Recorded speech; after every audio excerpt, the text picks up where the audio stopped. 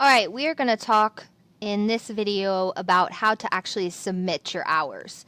All right, so you have already signed up for an opportunity, you've showed up to the event, you've signed the sign-in sheet, and now you need to, a few days later or later that afternoon, actually submit your hours so that you get credit for them. First thing we're going to do is log on to x2vol, and you'll go to your dashboard. Right here under Common Tasks, you'll see this green button that says Add Hours. We're going to click on it, and that's going to take you to your activity log.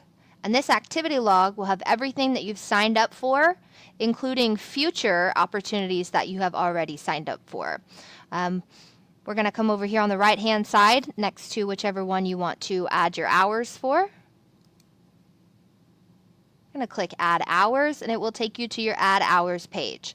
We're going to double check what event we selected so that we know we are selecting the correct event.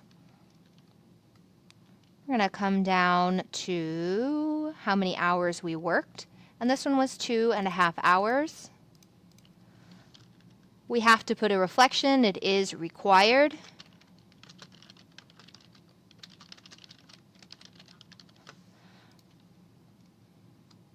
We're going to come down to the actual goal selection. Which one of these goals do you want it to apply towards? And it's going to depend on what type of event it is.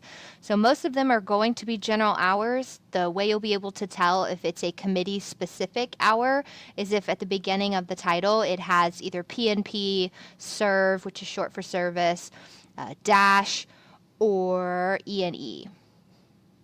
All right, lastly, we're going to come down and check the oath saying that yes, I am submitting this, it is accurate, and I am being truthful.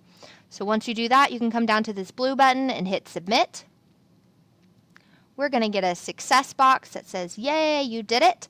We can exit out of that, and now you can see that this entry has now turned macaroni orange instead of the nice lime green we had a moment ago because we have already submitted.